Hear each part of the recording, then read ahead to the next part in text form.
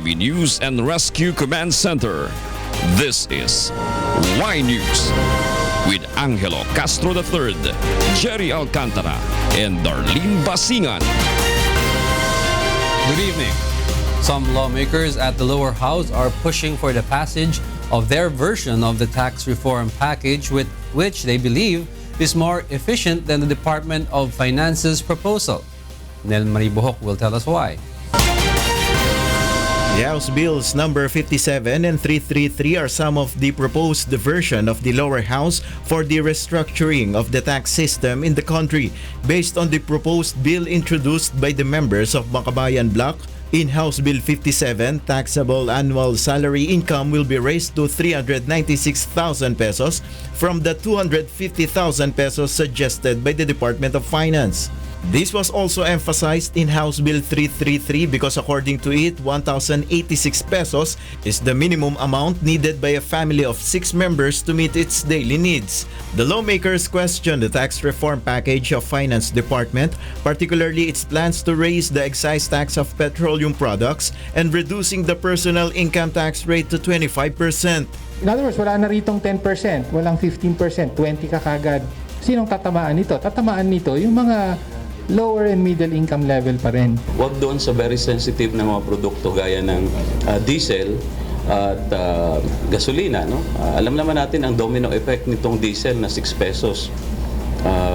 Pag ipinatong mo yan kada litro, talagang magkakascade yung epekto doon sa mamamayan. No? Department of Finance Secretary Carlos Dominguez has earlier explained that the submitted tax reform package aims to transform the country into a high-income economy by 2040 and reduce the poverty rate from 26% to 17% in 6 years.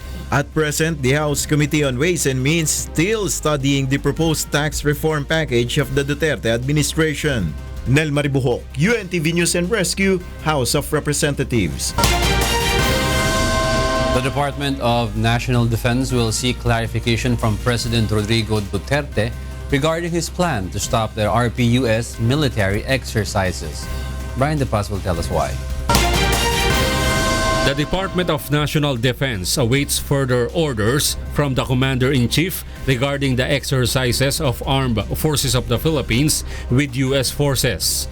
This is the statement of the DND following the pronouncement of President Rodrigo Duterte that next week's military exercise with the U.S. troops will be the last. Defense Secretary Delfin Lorenzana will meet with the President to seek more clarification and guidance. The DND says that all agreements and treaties with the United States are still in effect. As to succeeding exercises, they are willing to sit down with their U.S. counterparts to discuss the matters.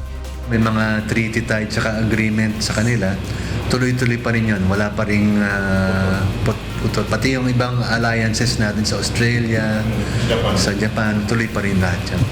The RPUS military exercises will start on October 4 to 12 to be held at different areas in Luzon.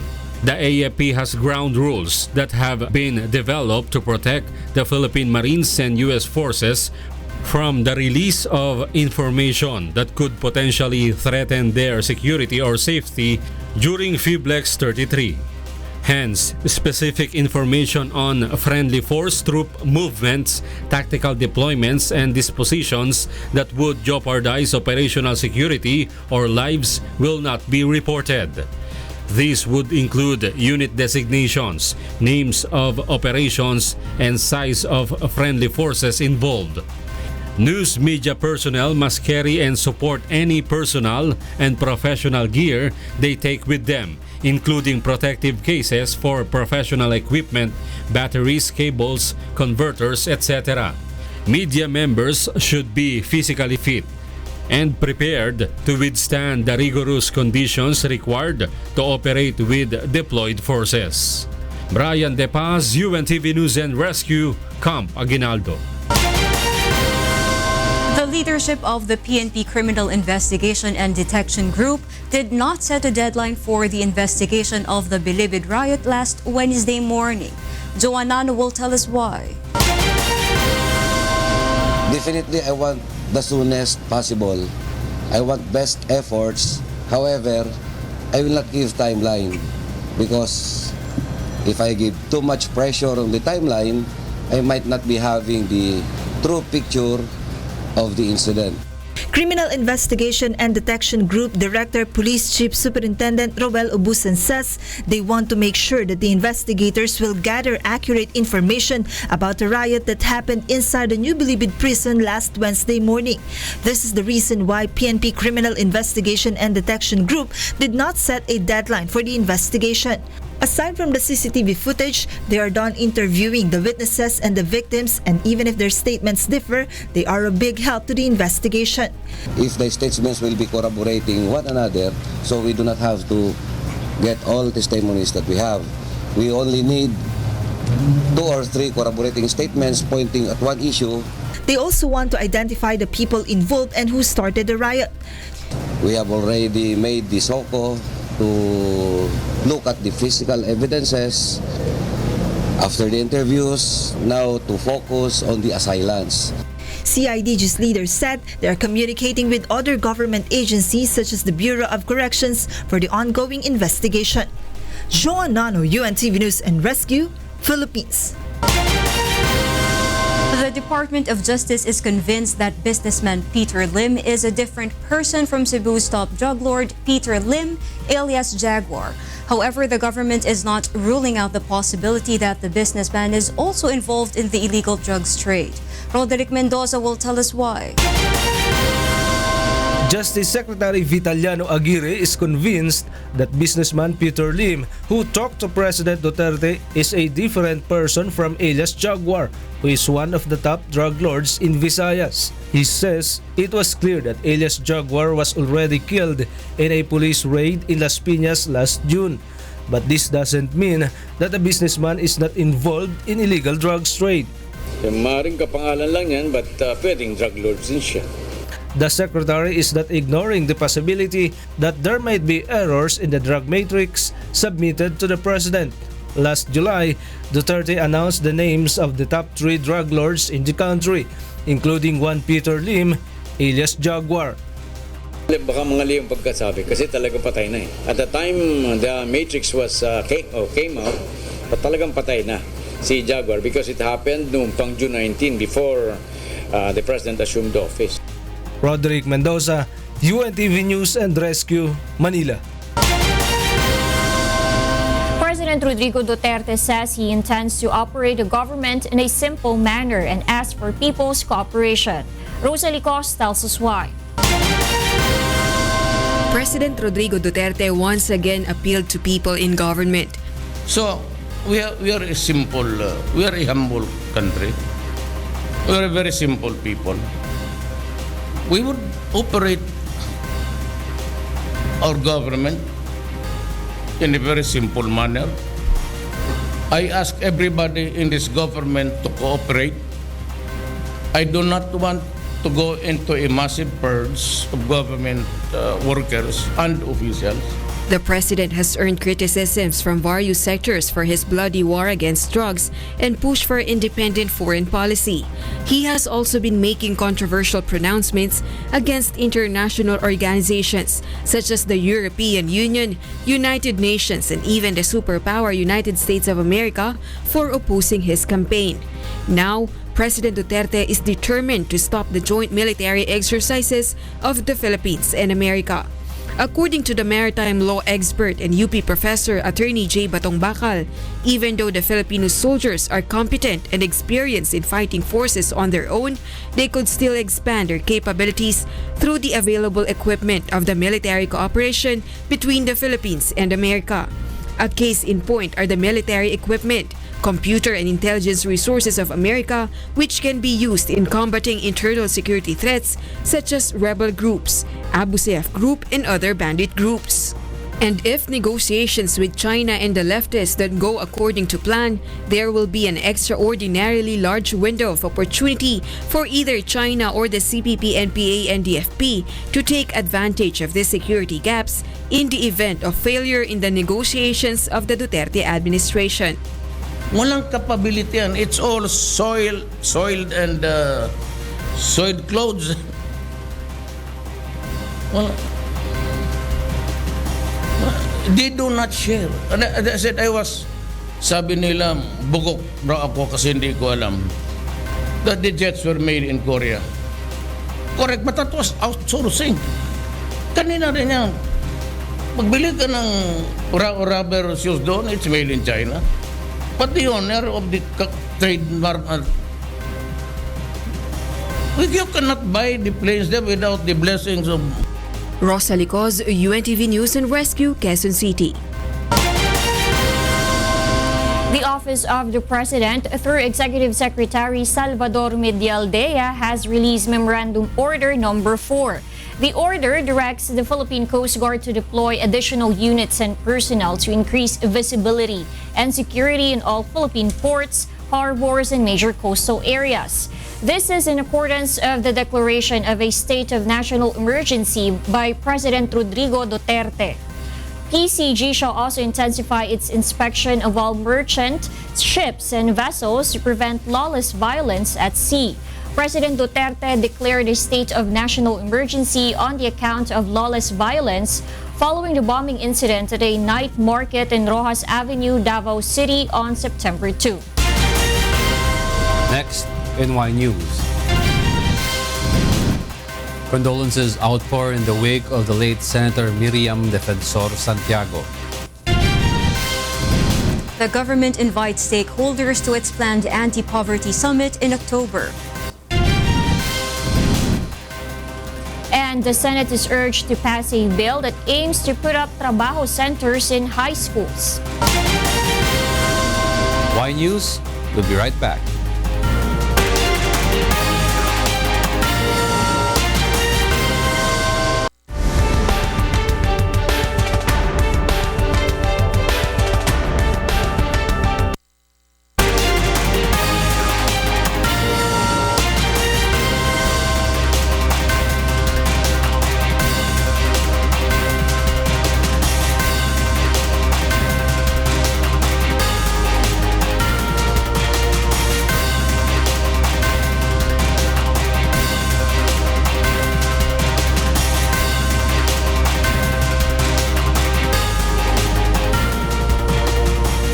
Condolences continue to outpour in the wake of the late Senator Miriam Defensor-Santiago, and no one grieves and feels regret the most but her husband of 45 years.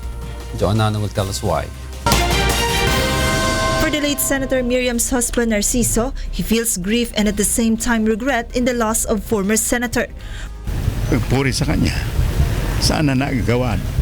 Kung buhay pa siya, dahil ang buhay niya, kamukha ni Presidente Duterte, binuhos nila sa pagsisilbi sa bayan at sa mga tao. For some of the youth who supported the former senator, they have lost not just a good leader but also a parent. Isa siyang mapagmahal na ina at mararamdaman mo sa kanya yung pagmamahal niya sa bansa at sa kabataan. Aside from her friends, hundreds of her supporters who wished to see her for the last time also came. Based on information from Attorney Risa Afilada, Santiago's chief of staff, the presidential management staff have already called them and is coordinating the schedule of the possible visit of President Rodrigo Duterte. The remains of Senator Santiago will stay at the Immaculate Conception Cathedral until Sunday morning. At around 1 p.m., it will be transferred to the Loyola Memorial Park in Marikina, where it will be buried beside the grave of her son, Alexander. Joan Nano, UNTV News and Rescue, Quezon City. At long last, the perennial flood problem in Maisilo, Mandaluyong City has come to an end after 2 years. Monokson will tell us why. For more than 2 years, the residents of Maisilo Street in Barangay Plainview, Mandaluyong City has been complaining about the flood caused by the pending drainage project in their area. Rain or shine, the streets of Maisilo Circle is submerged in flood.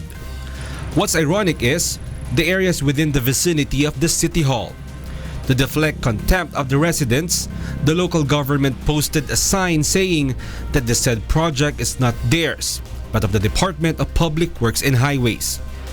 This caught the attention of then newly appointed DPWH Secretary Mark Villar, Secretary Villar personally visited Maisilo Street and gave an ultimatum to the contractor to have the project completed by today, September 30. The contractor immediately acted on the project. And after 2 years, the chronically flooded area of Maisilo is now fixed and is used by motorists. If not for the deadline given by Secretary Villar, the project would not have been completed. Our resolve to finish all projects on time. Ito po ang utos ni Presidente. Ito yung utos niya sa DPWH at sa lahat ng agencies na i-fast track po lahat ng projects. With the help of the project, Maisilo Circle will be free from flood. All rainwater will go straight to the Pasig River with the help of the pumping station. Residents are happy because their long-time flood problem has been solved. Ngayon, medyo okay na, hindi na siya bumabaha. Dati bumabaha talaga hanggang bewak. But while their income is affected, pedicab drivers are thankful for the rehabilitated street. Kasi nakapaglakad na sila. Maganda na yung lakaran, maganda na yung daan eh. Pwede sila maglakad. Dati lagi sila sumasakay kasi maputik, malubak yung daan. Kaya sumasakay sila sa dyan. Siyempre naman, silibong niya sila, maganda na kalsada. The drainage project in Maisilo Street in Mandaluyong cost 400 million pesos. Mon Hokson, UNTV News and Rescue, Mandaluyong City. Different stakeholders are invited to the government-initiated Anti-Poverty Summit in October. Ray Pelayo will tell us why. The National Anti-Poverty Commission or NAPC will be more aggressive in addressing the alarming number of people living in poverty in the country. NAPC says that the poverty incidence in the country is 26%. It means that there are about 26 million Filipinos living below the poverty line. For the past 25 years, the Millennium Development Goal is not yet achieved, in which it should have dragged down to 16.5%. But for now, the Commission is targeting to remove the 8 million individuals from poverty during the 6-year term of President Duterte. Kaya ang ating response should also have concrete poverty alleviation programs plus programs that will address that strategic goal towards poverty elimination. Most of the poor are in Mindanao and they often belong to the fishing and farming sectors, particularly coconut farmers. Isang focus na kailangan namin na gawin ay yung Mindanao dahil apat sa 5 pinakamahirap na rehiyon nandoon. The NAPC's job is to coordinate the different government agencies in addressing the problem of poverty. NAPC cites the conditional cash transfer of the DSWD as one of the programs that can help. A family of 5 should not have less than 9,000 pesos a month for food and non-food items to not to be considered poor. Actually, ang isang ang gusto kong gawin, kailangan magkaroon ng redefinition of poverty. Kasi I think yung 9,000 ngayon na sinasabi na food and non-food, it's not enough. The Commission is also in favor of raising the daily minimum wage to 750 pesos as what the labor groups are pushing for. Ray Pelayo, UNTV News and Rescue, Quezon City. A customized school chair molder from the Department of Science and Technology can help the country manage its wastes. Brian Evangelista will tell us why.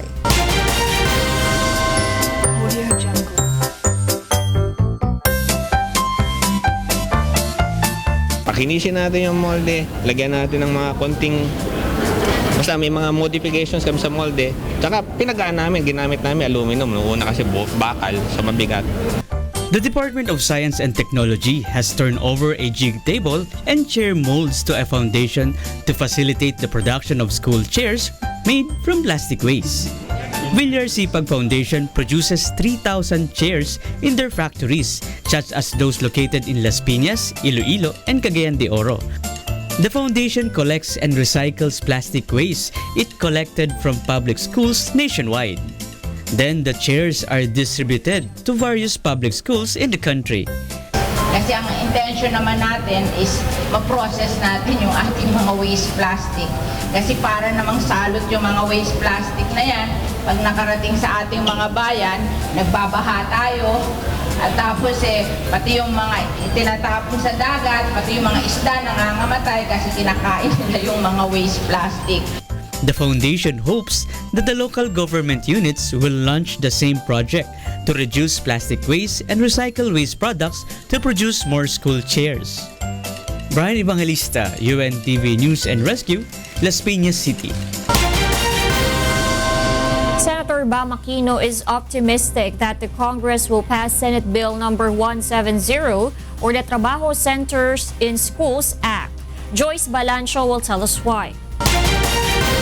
The first batch of senior high school under the K-12 program who will graduate in 2018 will no longer have to go through the rigorous process of looking for a job. That is, if Congress passes the bill that seeks to put Trabaho Centers in both private and public high schools across the country.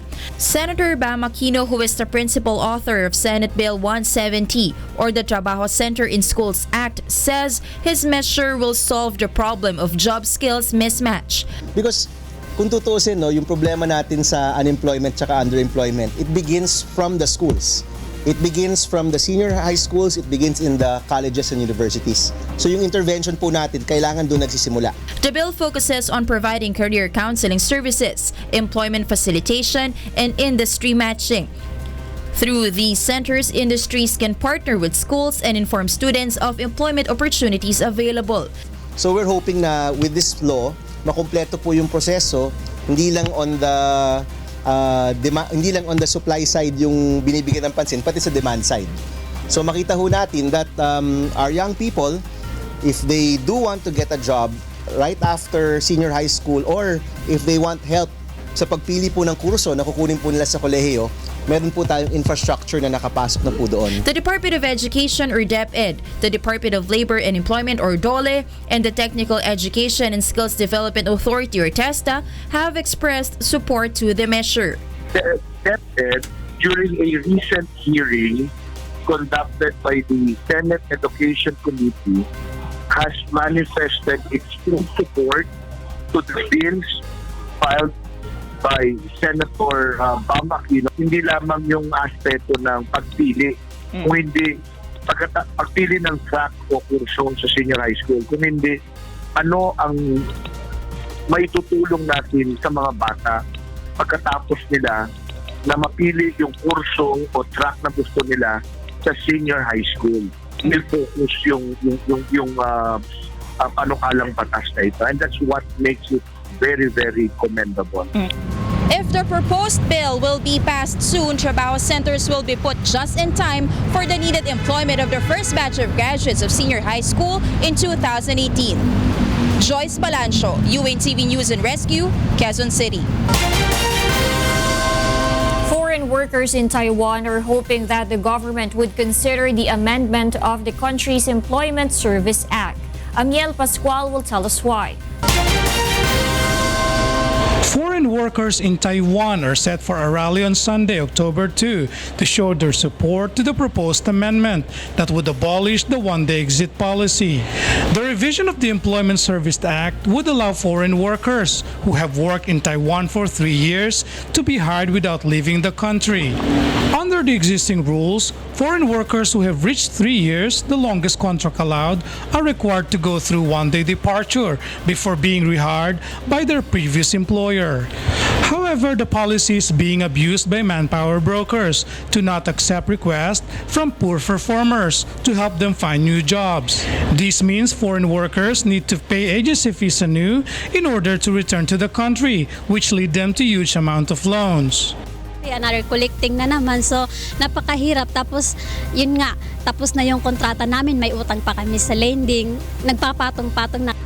Meanwhile, Mr. Melchor Dizon, Labor Attaché of the Manila Economic and Cultural Office in Taipei, hopes that the amendment will push through to help improve the condition of our compatriots here in Taiwan. Maganda yon dahil sa atin kasi ngayon yung mga returning workers, mga balik manggagawa, hindi na nila kailangan na dumaan sa agency. According to the latest record of the Taiwan Ministry of Labor, there are about 600,000 foreign workers in Taiwan. The Philippines ranks third of the countries with the highest number. The revision of the law also aims to protect foreign workers, especially that their number is increasing annually.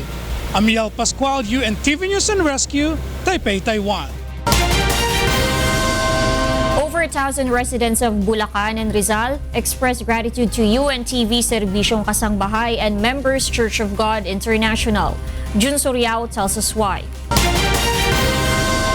Gemma and his son Michael Gutierrez are among the poor residents of Kalumpit, Bulacan. They had been complaining of toothache for quite a long time. Responding to their needs, Rotary Club Santa Mesa District brought medical services to their town. Tayo po'y gumaganap ng medical mission para po makatulong dito sa ating mga less fortunate na mga kapatid. UNTV and Members Church of God International also conducted a medical mission activity in Dividend Village, Taytay, Rizal. Among the free services brought by UNTV, MCGI, and Rotary Club are medical, dental and optical checkup, derma consultation, legal consultation, plus free medicines and free haircut for men. Leticia and Ricky are just two of the grateful beneficiaries of this medical mission. Vitamins, malaking bagay yun sa amin.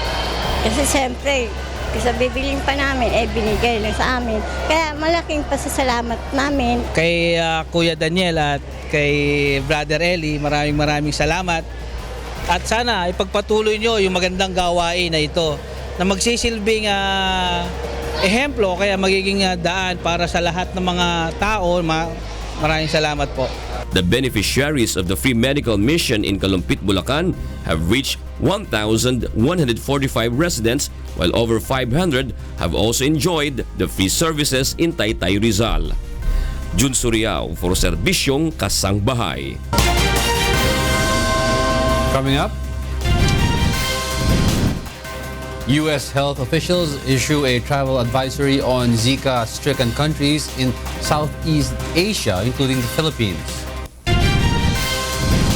A rare phenomenon in northern China is drawing in more tourists at this time of the year. And NAPC opens a video-making contest to encourage the youth to voice out their concerns on various issues that affect them. More from Y News after this break.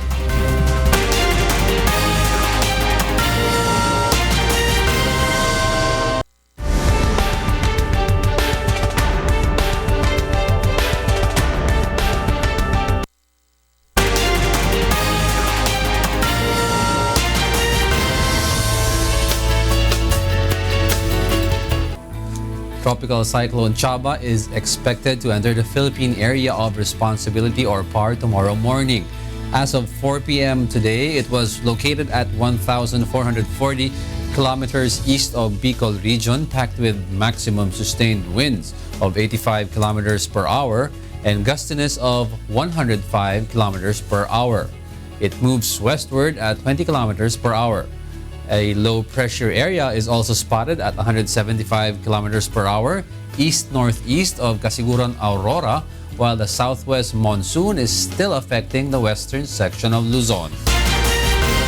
Some parts of South Adelaide are still without power for the third day today. Nina Bascon will tell us why. Authorities say power had been restored to 90% of Adelaide this morning, but further disruption is possible with gale force winds and heavy rain forecast. The blackout happened after strong winds destroyed major power lines in the state capital and lightning struck a power plant, causing a surge across the grid.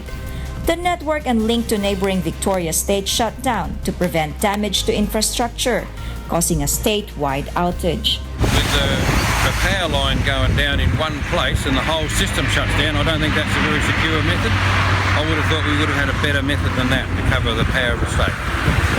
If one power line goes down and the whole state goes out, that can't be very good.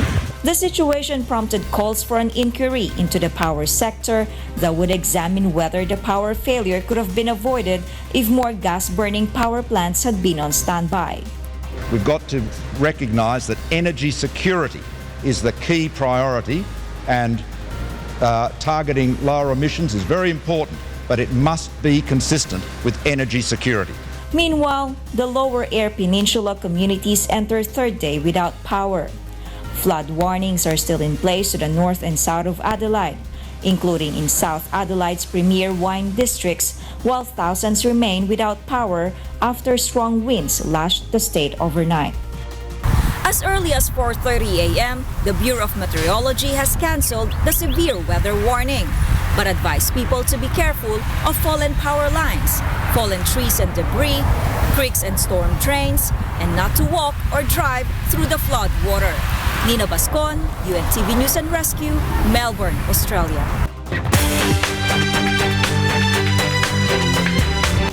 A pediatrician, one of the few medical workers in Syria, calls for the halt of airstrikes in the already war-torn Aleppo. Mabel Razon will tell us why. Stop attacking and targeting humanity. Stop targeting ethics. Stop targeting life. Stop targeting civilization. Because all of these are Syria. All of these are Syrian, and the Syrian people deserve the human rights. Based in Turkey near the Syrian border, Dr. Abdul Rahman Alumar, a pediatrician, goes back and forth into Syria and is in constant contact with his colleagues in East Aleppo. More than 200 wounded people need to be evacuated immediately from the city, where there remain no anesthetists and only 6 intensive care beds. Since a ceasefire brokered by the United States and Russia fell apart, the rebel-held part of the city, where 250,000 people are trapped, has been the target of an intense campaign of airstrikes. The doctor said the M2 hospital, badly damaged in the shelling, might be functioning again within days, but that Alomar did not know how long it would take to get M10, the biggest trauma hospital in the besieged rebel-held part of the city, up and running.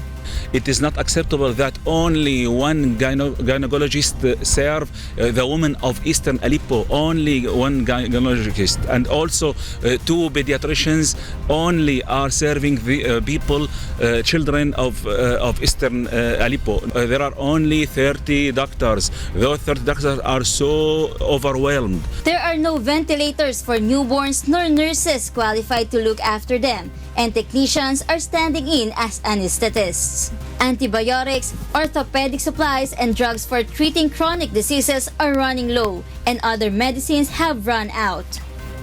The only blood bank which was providing 50 blood bags a day a few weeks ago is now facing demands for 300 a day. Thus, medical workers are highly demanding support for the people of Aleppo. Mabel Razon, UNTV News and Rescue, Middle East. A rare phenomenon in northern China is drawing in more tourists at this time of the year. Dulce Alarcon will tell us why. An ancient salt lake near the North China city of Yunchang, Shanxi province, has recently turned red on one side, making it a famous tourist destination. Local officials say that the lake always turns red at this time of the year.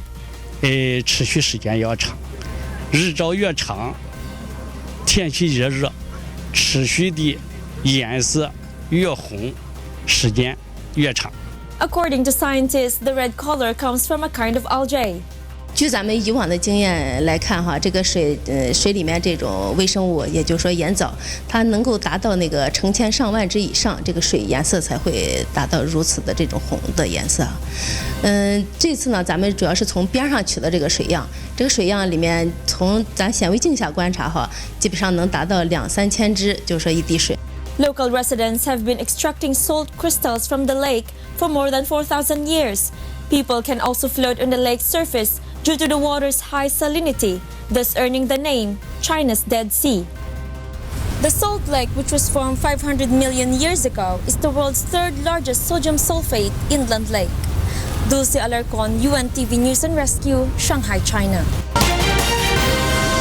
Tokyo City's new governor suspends the relocation of a fish market, jeopardizing a planned road for the 2020 Olympic Games. Danny Texon will tell us why. 11月7日予定の移転の延期を決断いたしました。2020年の東京オリンピック・パラリンピックという大事業を控えている今だからこそ、今後このような事態を繰り返さないために何をすべきなのかと真剣に議論をしなくてはいけません。 The plan to transfer the historic Tsukiji Market hit a major roadblock when Tokyo Metropolitan Assembly members found pollutants in water in the basement of one of the main buildings at the new wholesale market. It has been announced that those pollutants were at levels 1.4 times allowed by health regulations. The findings also have heightened concerns on food safety and intensified criticism on the Tokyo government's mishandling of the 550 trillion yen or $5.45 trillion project. Olympic organizers say they're just hoping the delay will have as little an impact as possible on preparations. Meantime, fish sellers, many of whom already had reservations about the Toyosu locations, are left in limbo.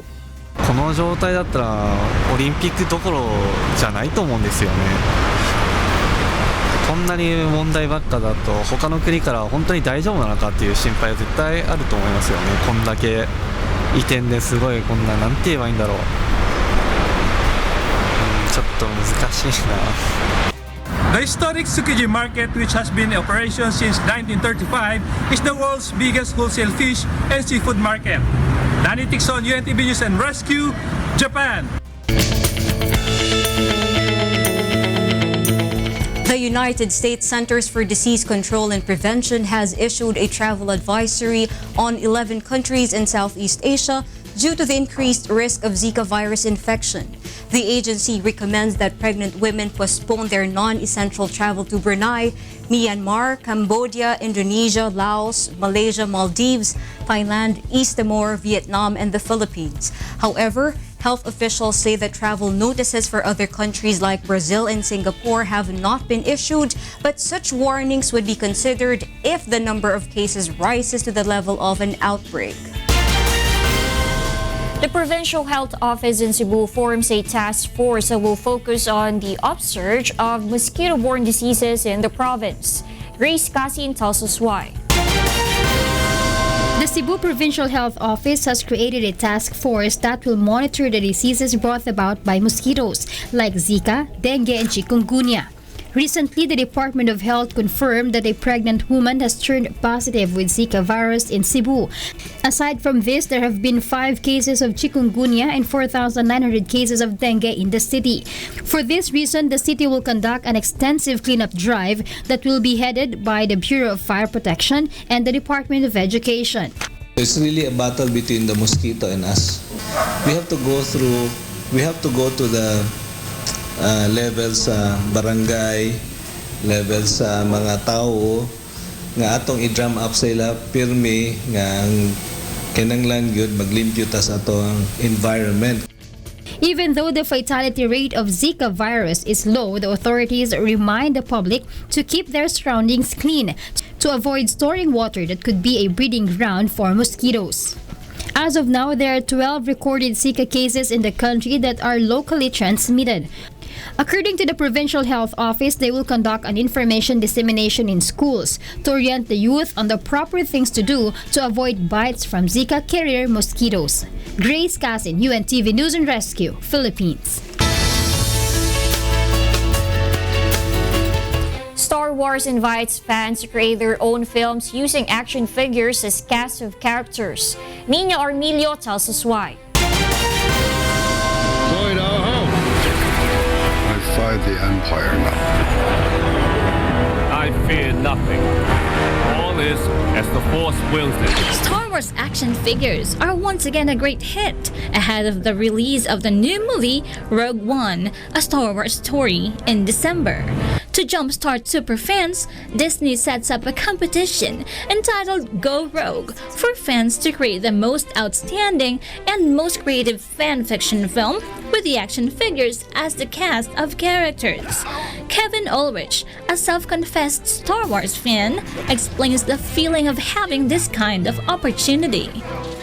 I've been a Star Wars fan since I saw the film at age 3, and George Lucas did something brilliant with Star Wars that not a lot of other people had done, which was make so many toys that you could have like just the random background characters, you could have the major characters, and you could basically create your own Star Wars world with toys. Getting to make these films, however, didn't give the fans any spoilers. We didn't get any more information than was available to the public, but getting these characters and getting to see them up close more than just a second in a trailer and seeing their designs was kind of a joy, and creating our own story for them to go through.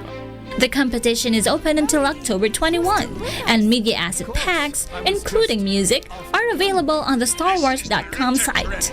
This year, Star Wars merchandise is expected to hit the same mark as last year at $500 million. Nina Armilio, UNTV News and Rescue, Philippines. Anak TV launches the annual Cinebata Video Festival, which encourages participation of all Filipino youth. Aiko Miguel tells us why. The Anak TV Cinebata Festival, with this year's theme na Isko, seeks the participation of Filipino youth to voice out their concerns and the changes that they want for the country, particularly on issues concerning education, poverty, health, and different problems that greatly impacts children. Yung nais nila, kanilang wish, ma-voice out lang nila. So, we will give each one a chance to really do something. It can be 30 seconds, it can be 3 minutes. Tapos kung sino po yung nanalo, i-air po lahat ng network. Anak TV expects more entries as registration is free. Participants need not use high-end gadgets in making videos. A simple Android phone or Digicam can be enough in making videos and be submitted as entries. In this platform, by urging them and by empowering them to simply use their social media, their gadgets, they can be part of the solution just by using those videos to inform the government. So, as someone from the government, all Filipino youth ages 7 to 18 years old can join. Anak TV also gathered 10 Cinebata ambassadors to present the goals of the Cinebata Festival. Among them are Jody Santa Maria, Robbie Domingo, and UNTV Cinebata Ambassador Joshua Junicio. Yung collaboration to produce a more child-friendly shows. Siyempre mapapagmamalaki naman natin na lahat ng mga shows natin is based especially on the Bible. Iniimbitahan ko po kayong lahat, mga kabataan, kahit mga amateur movie makers na sumali sa Cinebata for Anak TV. The chosen finalists in the Cinebata Festival will be the Philippine entries for the Southeast Asian Prix-Jeunet Awards on December 2017, which will be held in the Philippines. The winners in the Southeast Asian Prix-Jeunet Awards will be the entries for the biennial Prix-Jeunet Festival in Munich, Germany. Entries can be submitted to Anak TV Incorporated on November 11 or visit the www.anaktv.com for the details of the festival. Aiko Miguel, UNTV News and Rescue, Quezon City. And of course, before we end the night, aside from greeting everyone a happy weekend, we'd like to greet our friends from the MCGI. Yes, happy International Thanksgiving. Happy our PBB. Members Church of God International. And to Kuya Daniel and the rest of our people from the UNTV family. Yeah, happy International Thanksgiving to our friends in MCG, and happy weekend to everyone. Those are the reasons behind the news, September 30, 2016. I'm Angelo Castro III. Reasons we delivered to you as they unfold. I'm Gerry Alcantara. And I'm Darlene Basingan, because we need to know. We will always ask why. Thank you for watching Y News.